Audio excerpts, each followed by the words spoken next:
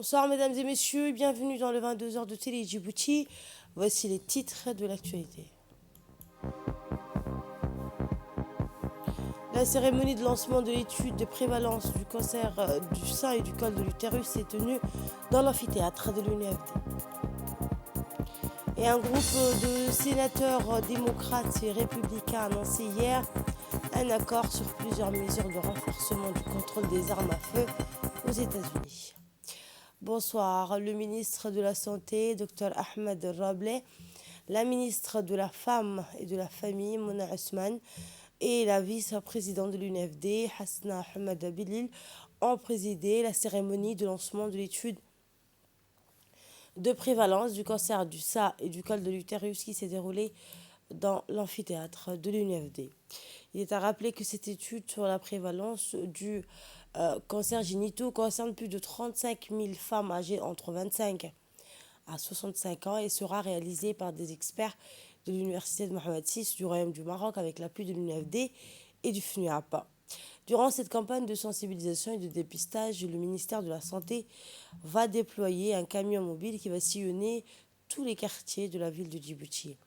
Rappelons que dans le sens de ces efforts, la première dame, Madame Khadra Mahmoud Haid, avait octroyé une mammographie au centre spécialisé Husseina, qui reste à Djibouti la structure de référence pour le dépistage et le diagnostic des cancers féminins.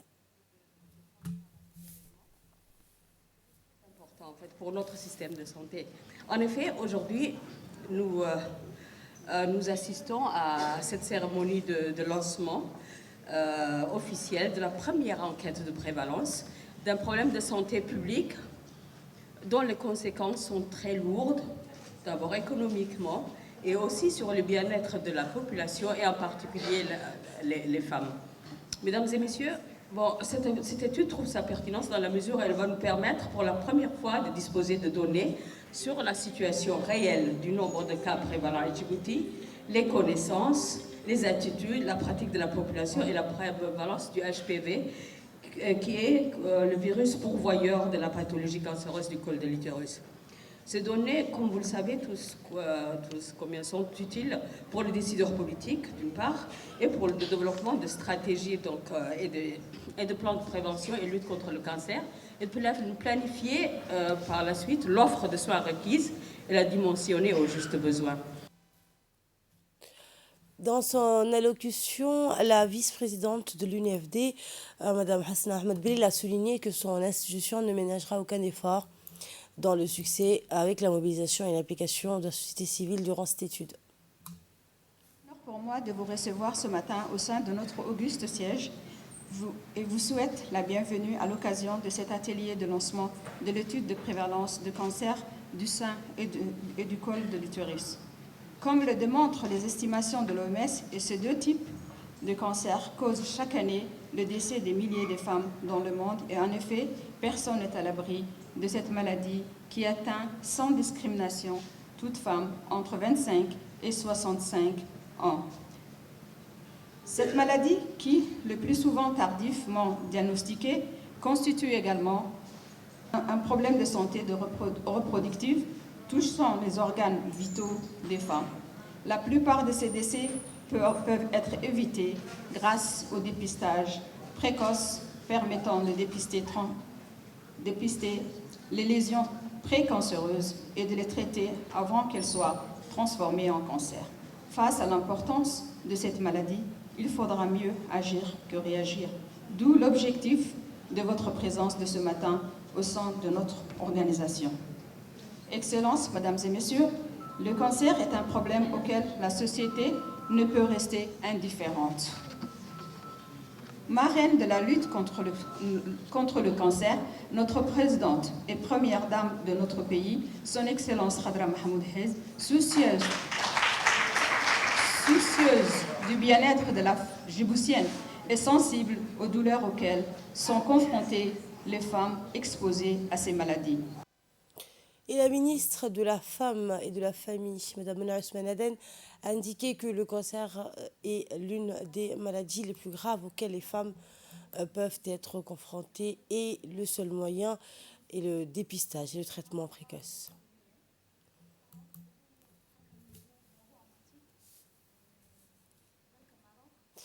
clôturant la série d'allocutions, le ministre de la Santé, Dr Ahmed Darrable, qui a souligné que le dépistage précoce du cancer peut être une différence significative dans la capacité des femmes à recevoir le traitement dont elles ont besoin pour combattre le cancer.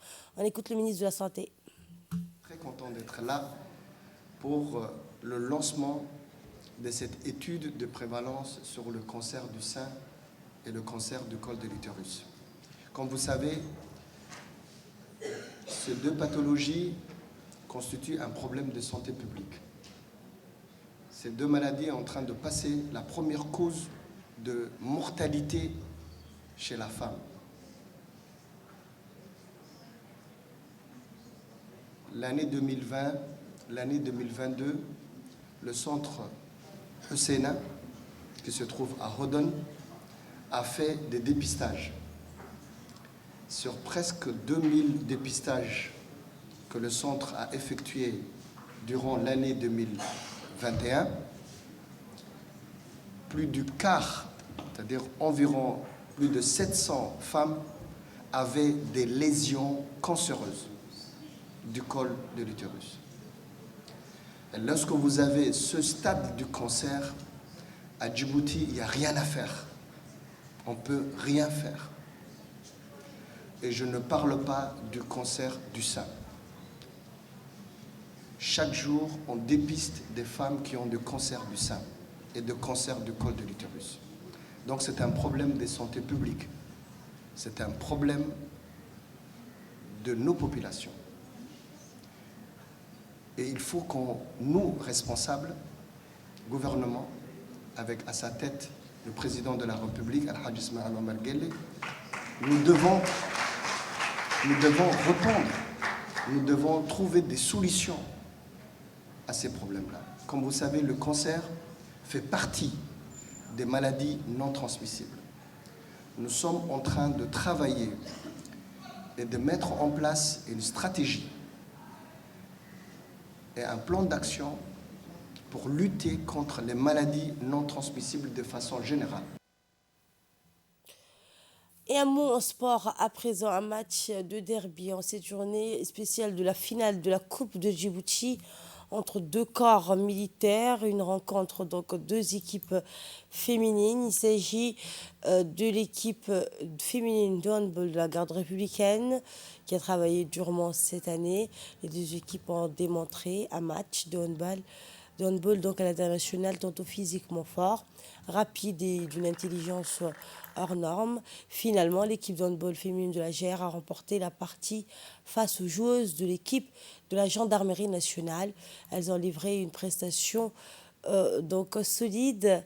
Ce travail acharné, cette performance, l'enchaînement des succès pour y arriver, l'équipe de handball féminin de la garde républicaine a su pouvoir compter sur la logistique de la GR et l'appui inconditionnel du colonel Mohamed Jama, chef d'état-major de la garde républicaine. Le colonel Mohamed Jama Douali, commandant de la garde républicaine, a adressé ses félicitations et ses encouragements, encore une fois, pour cette victoire de l'équipe féminine de handball de la garde côte républicaine.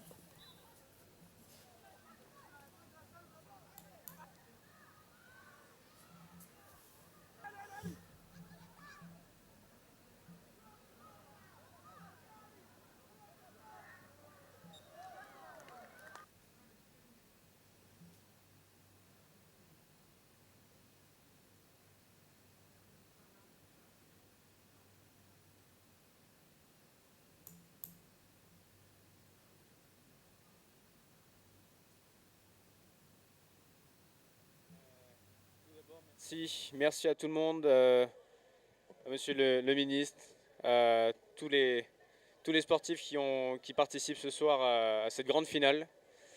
Merci pour l'ambiance créée dans les tribunes. Et mon frère et moi aujourd'hui aimerions que vous sachiez que notre père aimait non seulement le sport, mais aussi les sportifs, et ainsi que tous les Djiboutiens. Et aujourd'hui, nous sommes là tous les deux et nous continuerons ce que lui a commencé, c'est-à-dire continuer à sponsoriser le sport, à soutenir les équipes nationales et nous continuerons tant que nous pouvons. En signe d'amitié vis-à-vis du peuple djiboutien, les forces françaises stationnées à Djibouti ont offert aujourd'hui un don de vélo et des conservateurs à glace à la Fédération djiboutienne de cyclisme afin d'encourager ses efforts visant à favoriser l'épanouissement du talent de la jeunesse djiboutienne. La cérémonie a été organisée au gymnase du lycée d'État de Djibouti. Plusieurs hauts responsables et membres de la Fédération djiboutienne du cyclisme et du département en charge des sports, ainsi que des hauts responsables donc des forces françaises stationnées à Djibouti ont préparé la cérémonie. La secrétaire générale du secrétariat d'État à la jeunesse, chargée des sports, Madame Khadija Ibrahim Idriss n'a pas manqué de remercier les forces françaises stationnées à Djibouti pour les efforts consentis à l'endroit des sportifs djiboutiens. Le cyclisme reste rare car il y a un vrai manque d'équipements sportifs. Il apparaissait donc nécessaire pour nous d'y remédier d'une certaine manière par ce don de matériel, qui permettra un entraînement de qualité, sans oublier le matériel nécessaire à la préparation des futurs événements, d'autre part, afin de promouvoir ce sport de bien belle manière.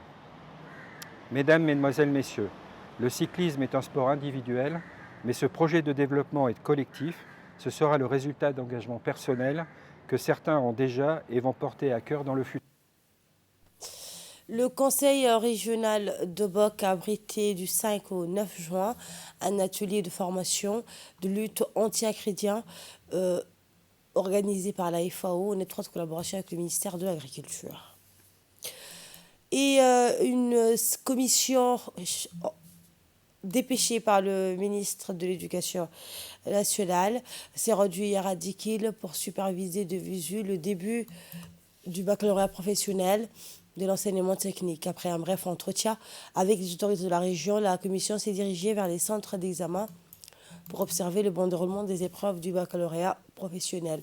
Les autorités régionales et la commission chargée de superviser ont conjointement passé dans les salles d'examen et se sont réjouis de l'organisation mise en place pour garantir les bonnes conditions d'examen.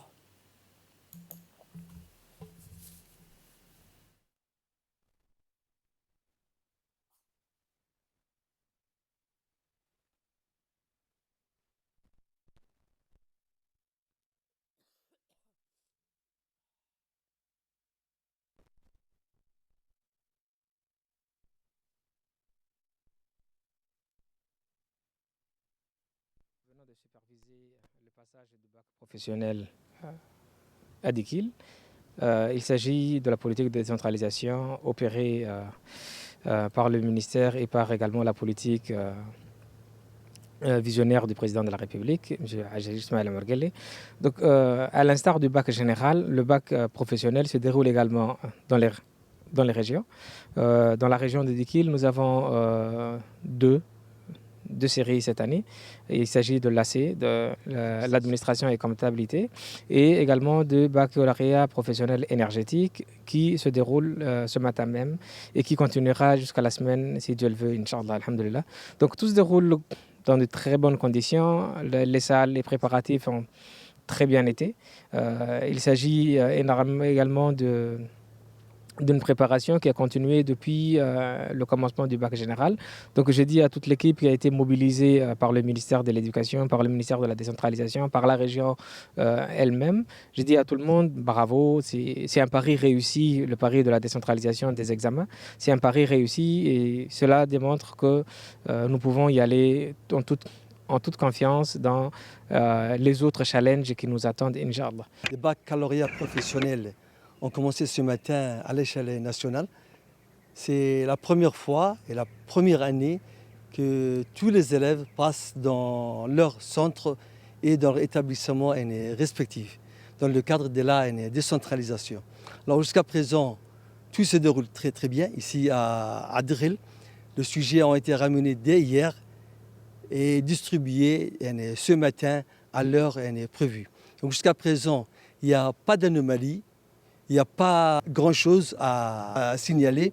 Sinon, nous avons à féliciter toute l'équipe présente ici, à commencer par monsieur le préfet, qui a géré depuis hier nos remerciements au nom du ministre de l'Éducation nationale et les représentants de l'ADEC qui ont vraiment géré la partie logistique. Le président du conseil également qui a participé à la mise en place et à la mise en œuvre des préparatifs de ce premier examen décentralisé. Et cet élan éco-citoyen, une centaine de jeunes et des femmes ont répondu à l'appel de l'AFPE, instigatrice de l'élan éco-citoyen qui est intervenu dans le cadre des préparatifs du 45e anniversaire de l'indépendance nationale et a mobilisé un bon nombre de femmes et hommes de différentes classes d'âge. Les unes et les autres ont retroussé leurs manches afin de nettoyer les artères principales, les ruelles, le marché et la façade maritime de la ville blanche de Tadjoura.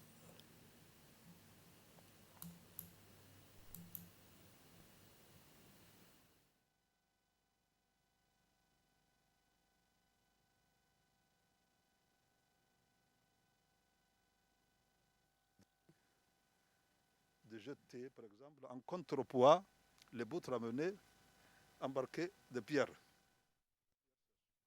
Il était interdit de laisser sur la plage. Il y a au bout du banc de corail les ordures aussi. Bon, on n'avait pas le moyen, mais quand même, on était pour le développement durable et la protection de l'environnement avant l'heure. Nous ne pouvons qu'appuyer les femmes, nos épouses, nos enfants, nos sœurs. Moi, j'admire toujours les femmes qui réussissent. Le CDC du quartier 3 a organisé une soirée d'animation culturelle pour la célébration du 45e anniversaire de l'indépendance.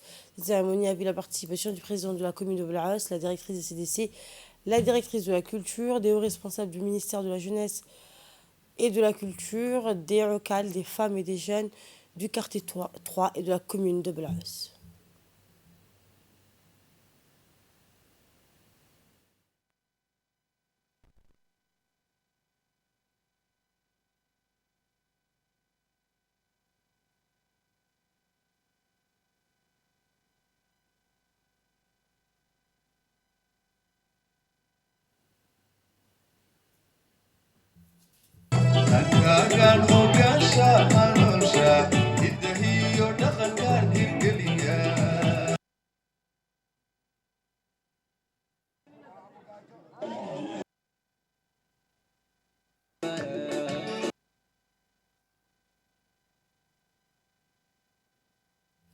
Et toujours dans le cadre des activités en l'honneur de la célébration du 45e anniversaire de la Nation, les IDC du quartier 5, d'Al-Hiba, d'Anguila et du quartier 4 ont organisé des soirées culturelles hautes en couleurs.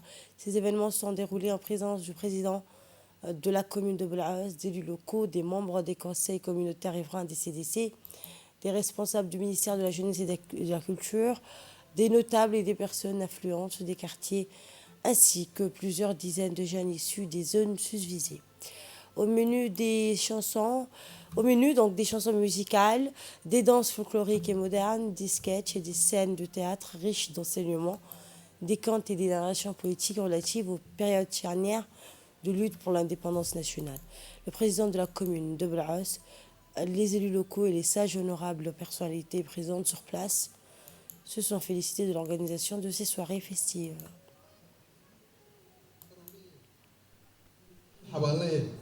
ogow xiibtini jabuuti nabadda ku xayaadnaye calanka hantinaye aabba xulanaye dunida nala xidhiishaye xubin aan ka noqonaye caalamkuna xaqdhowraye calankeenna xusnay weeye adeero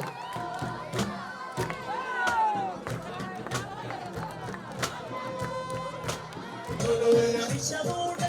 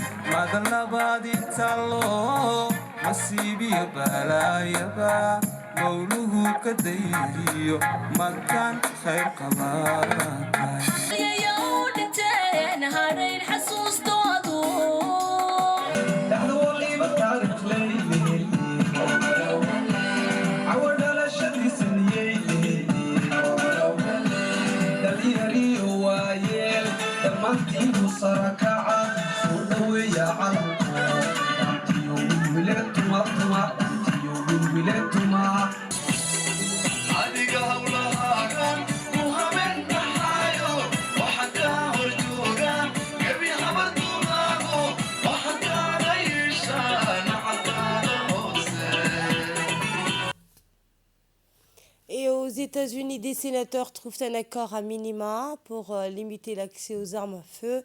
Un groupe de sénateurs démocrates et républicains a annoncé hier un accord sur plusieurs mesures de renforcement du contrôle des armes à feu aux États-Unis. Le compromis qui sera soumis au vote au Sénat demeure en deçà des réformes réclamées par Joe Biden après de nouvelles tueries, un accord de principe rare, mais à minima.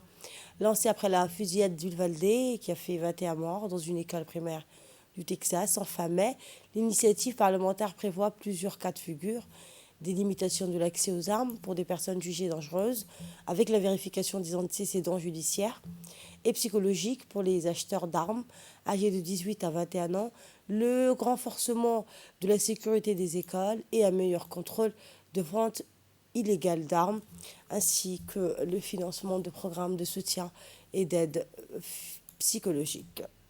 Voilà, c'est tout pour cette édition de la rédaction. Merci à vous de l'avoir suivi. Le programme continue sur Télé Djibouti.